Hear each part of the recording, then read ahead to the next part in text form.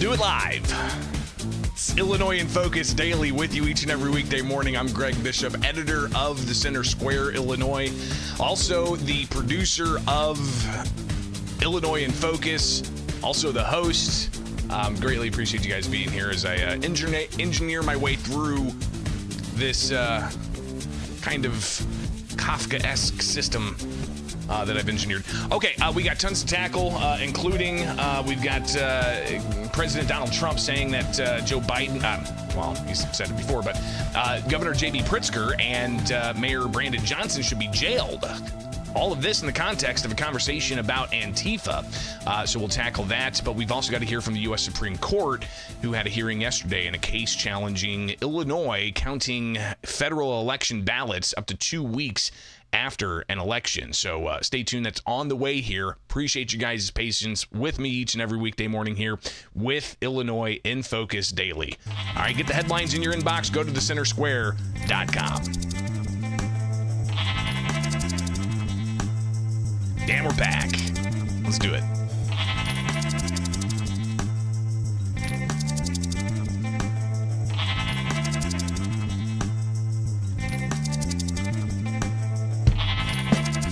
The President of the United States just suggested that Governor Pritzker and Mayor Johnson should be in jail. No, I've seen the law, and when you have a group of people where the police call off the safety for ICE officials, I've understood that, and I've read it today in numerous journals, that's illegal. He's a wannabe dictator, and there's one thing I really want to say to Donald Trump. If you come for my people, you come through me. So come and get me. Governor J.B. Pritzker responding to President Donald Trump, who posted on Truth Social yesterday morning, right after we got off the show, that he says Chicago Mayor Brandon Johnson should be in jail, Pritzker too, and a lot of reaction thereafter. Good morning. It's Illinois in Focus Daily. I'm Greg Bishop with you each and every weekday morning live. Around 8 o'clock, we hit the airwaves here on YouTube and also record locally the segments. So if you want to watch the entire show, you can get the podcast, watch the replay here, or you can get the individual segments. So let's get into it. Yesterday, of course, President Donald Trump posting on Truth Social. He thinks that Johnson and Pritzker should be jailed. Congresswoman Nikki Budzinski posting this on her social media channels. The President of the United States just suggested that Governor Pritzker and Mayor Johnson should be in jail. And what did the Republican leader say about it? I'm not the Attorney General. I'm the Speaker of the House, and I'm trying to manage the chaos here. I'm not following the day-to-day on that. That's ridiculous. Leaders should stand up to this kind of dangerous rhetoric, not look the other way. This is not how a democracy works. As an Illinoisan and as an American, I'm not staying silent. Now, this all comes as you've got the state of Illinois in federal court this morning challenging the Trump administration's use of the National Guard. And we've got the Texas National Guard that's on location. You've got the Illinois National Guard being federalized. And the state of Illinois is in court trying to get a temporary restraining order to block the Trump administration from using the Guard. And also this all comes after violent clashes between federal law enforcement and protesters. And it's gotten to the point, too, where federal law enforcement and their activities have been hindered. There have been efforts to try to, not allow for ICE to conduct their operations that are under federal law. So you've got 1,000% increase of attacks against officers. You've got people trying to impede federal law enforcement and their activities going after illegal aliens. So, the president has said that he's going to bring the National Guard to Chicago. So you've got that lawsuit, which we could find out today if the judge is going to rule from the bench or if they're going to take it under advisement and then release an order as to whether a temporary restraining order would be in place. So you've got, the president making the comments yesterday morning, a day before he's in court, to justify the use of the National Guard in Chicago. He held a roundtable discussion at the White House yesterday afternoon to focus on Antifa, anti-fascist groups. Groups that are also known as Black Bloc anarchists.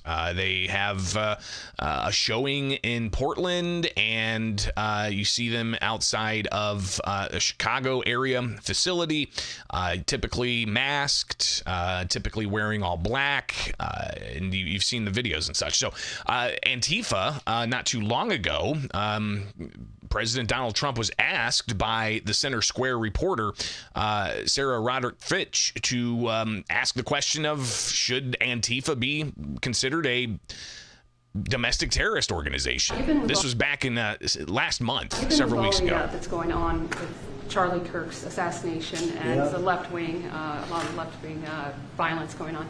Do you have plans? And actually, this is a great opportunity with all these people here. Do you plan on designating Antifa finally a domestic terror organization? Well, it's something I would do, yeah. If I have support from the people back here, I think we'd start with Pam, I think. But I would, if you give me, I would do that 100%. And others also, by the way. But Antifa is terrible. Are there other groups that you can think of? There are other groups, yeah. There are other groups. So the president says he's declaring Antifa a domestic terror organization. And Sarah was there again yesterday at the White House for this roundtable discussion. And she asked another question after they heard a lot of the comments from independent journalists who say they are victims of Antifa. So our Center Square reporter at the White House, they're asking the question about not just domestic terror designation, but what about international terror designation? Go ahead. Who you with? The Center Square. I had the honor of asking you originally if you would designate Antifa a terror organization. And I stand here before you today, and I'm echoing what Andy said over here. Are you going to work with your administration as the Secretary of State's here? Are you going to work with your administration to designate it a foreign terror organization? You mean a terror? Antifa? A foreign terror organization. Well, has that been done? Pretty close, right? Would you like to see it done? Yes, Mr. President. You think it would help? They have foreign links I'd be glad all to across do it. Western I think it's Europe. the kind of thing I'd like to do. If you'd like, does Middle everybody East. agree? If you agree, I agree. Let's get it done. Okay? Let's get it done. Marco, we'll take care of it. Mr. President. That's international, you mean? Yes. International. Yes, President. Sounds good to me. Foreign terror organization. Steve, are you okay with it? Yes, it's true. There are extensive foreign ties, and I think that would be a very valid step to take. Good, I think so too. Yes.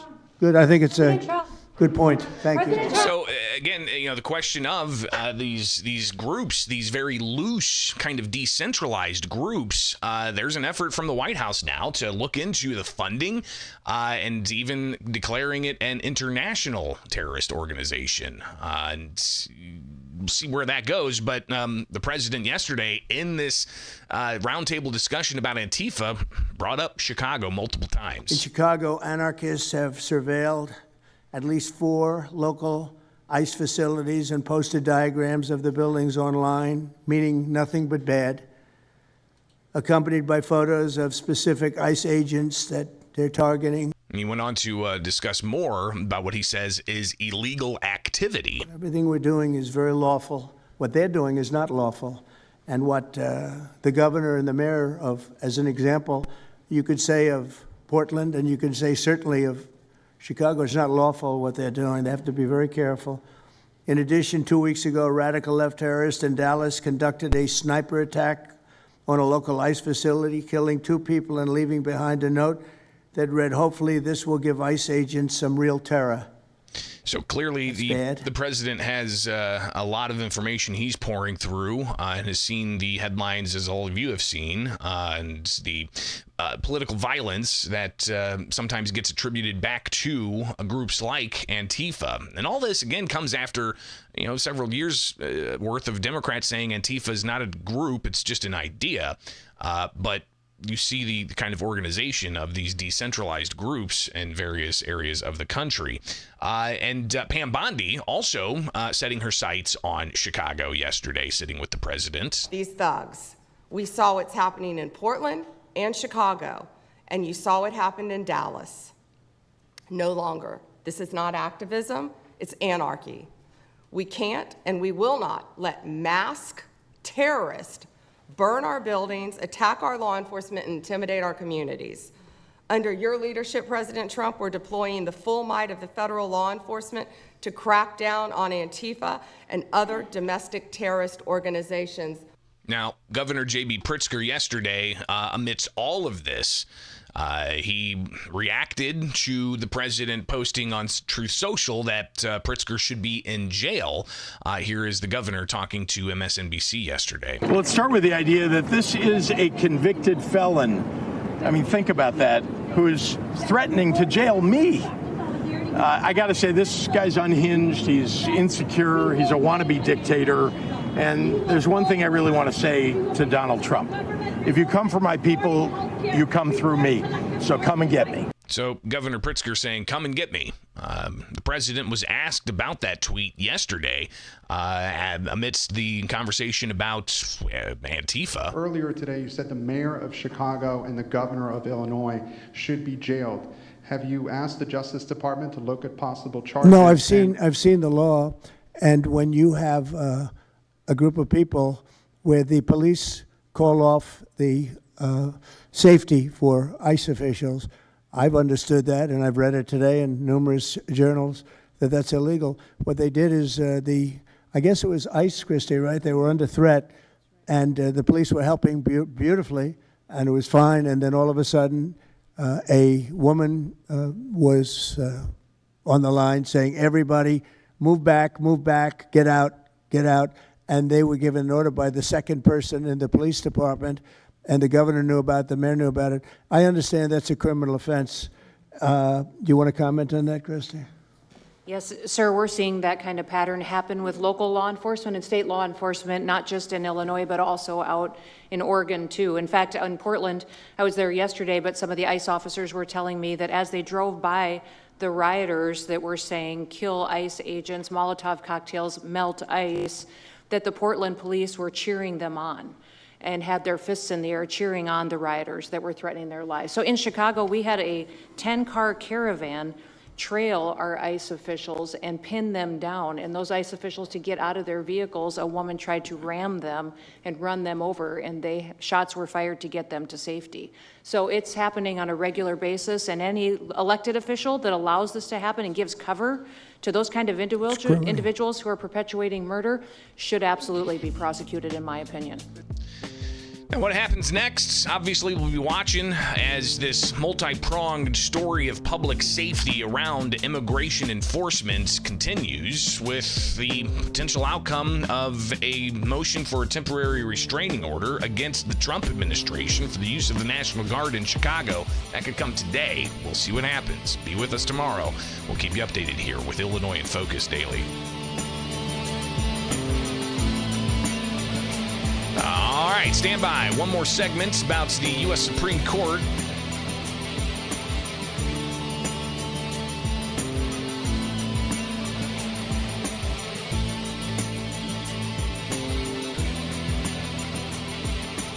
We care about those late arriving ballots. We think they're unlawful ballots.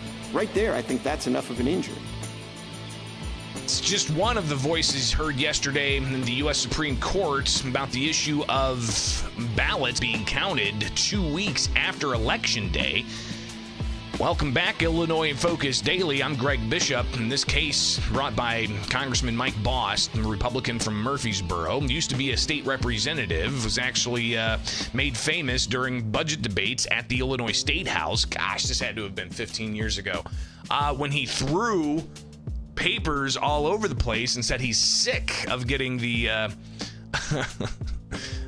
budget last minute. And that was like 15 years ago. Gosh, I'm just trying to recall that. But Bost, he obviously is in a safe district, right? The way the state's congressional maps are drawn by Democrats. But he sued in 2022 because of the law in Illinois that says you can count ballots that are postmarked on Election Day up to 2 weeks after Election Day. Now, this happened with absentee ballots since, I think, 2005. They kind of gave that window just to allow the mail to get, postmarked ballots to where they need to be. But it was for absentee. And then obviously during COVID, you had a massive expansion of mail-in balloting where you can request a permanent mail-in ballot where you always get a mail-in ballot.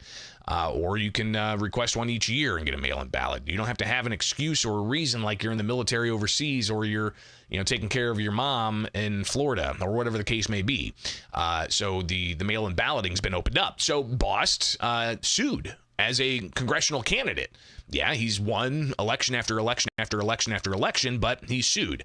So the case in the lower courts, instead of getting to the merits, they instead decided to talk about standing. Does Bost have the standing? Is he injured by these ballots being counted 2 weeks after the fact? So let's go ahead and jump into this. Here's Paul Clement. He's the attorney for Mike Bost in front of the U.S. Supreme Court. And again, this isn't about the issue of the mail-in ballots. This is about the issue of standing. Does Bost have the standing to bring this case against the state of Illinois? The question in front of the U.S. Supreme Court. Those unlawful ballots could cost Congressman Bost the election or at least reduce his margin of victory, and he has to pay his campaign staff for 2 extra weeks. All of that means that Congressman Bost has standing 3 times over. So he obviously has to expend money to have poll watchers watch these absentee or late arriving ballots up to 2 weeks after the case.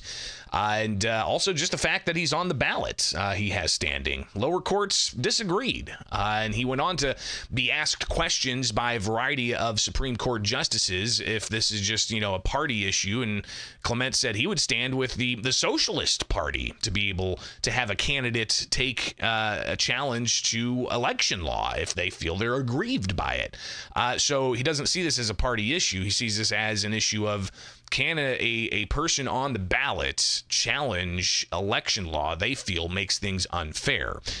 So here's more from Paul Clement. But I'm delighted to have those bedfellows because that's the way we think about elections in this country. We don't think, just give me the bottom line result. Give me the binary result, winner or loser. And again, the question is in front of the court, the standing issue.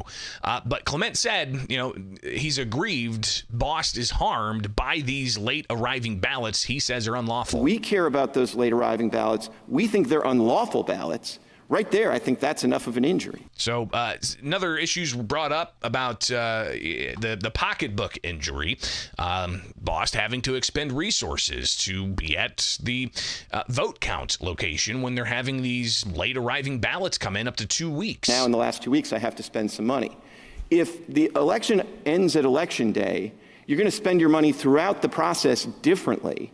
You're going to spend less money at the margins. You're going to spend less money directed at likely mail-in voters. You're going to spend a little more money at the margin on your voters who you think are actually going to go to the polls. And this is in front of the U.S. Supreme Court yesterday. Clement was asked about what kind of remedy there should be with this standing issue and possibly even the issue of mail-in ballots no longer being allowed to be counted up to 2 weeks after the election in Illinois for federal elections. If Illinois decides we're going to reverse this and we're going to close all the polls early and we're going to get rid of mail-in voting, I think any voter who comes in with a declaration and says, I want to vote by mail, I voted for mail. That's a different hypothetical. What I'd like to do is focus on your standing argument, which we've said you have to have a particularized grievance, not a generalized grievance. And then you get into a lot of different legalities with the various Supreme Court justices asking questions. And they did seem a split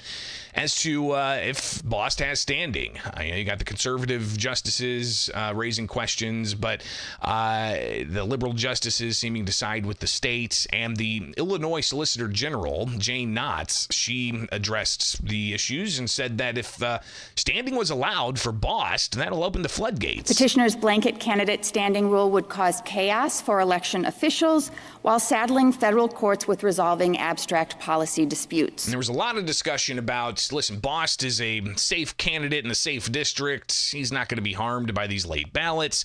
But, Bost's side says that's a gamble. It's like playing Russian roulette, they said. You got to have, clear consistency in election day is election day. You can't count ballots 2 weeks after the fact.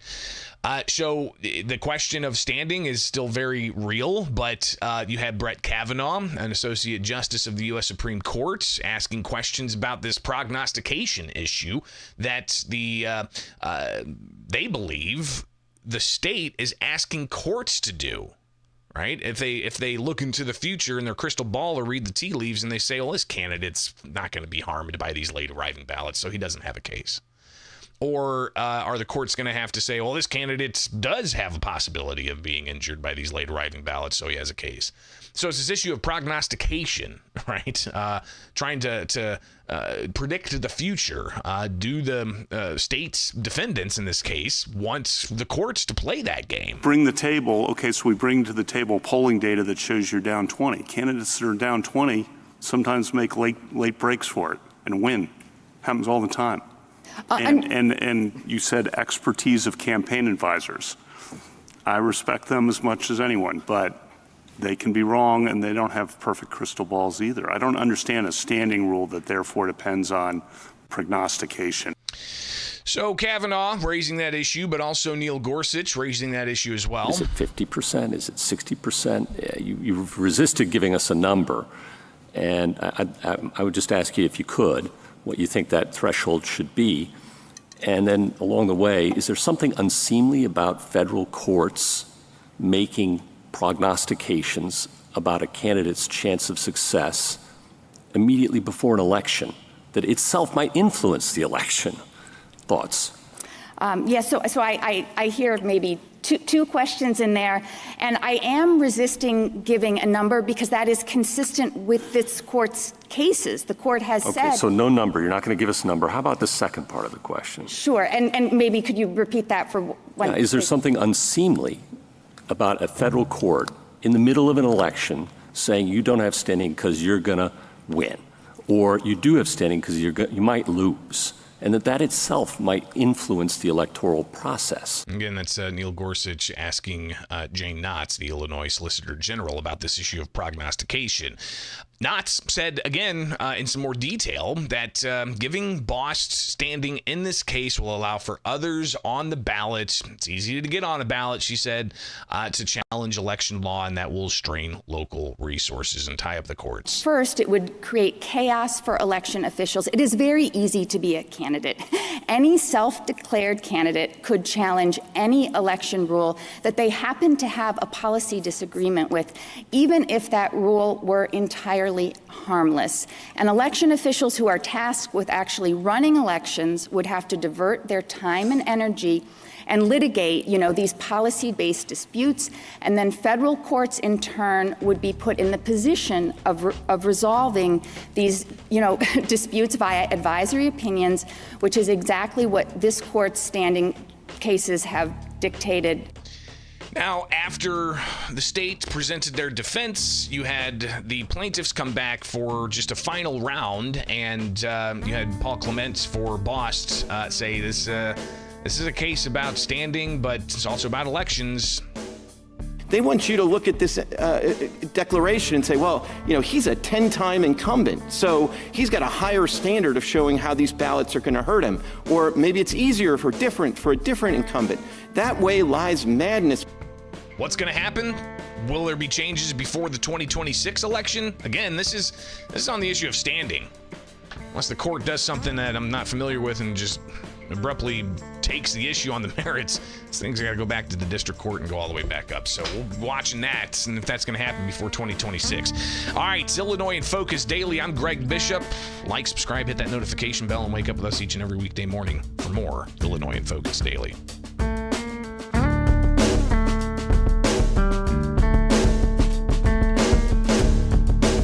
That's all I got for you guys. Thank you so much for your patience with the technical issues this morning. And if you like what you see each and every weekday morning, share it with your friends, family, social circles. Get the headlines in your inbox. Go to thecentersquare.com.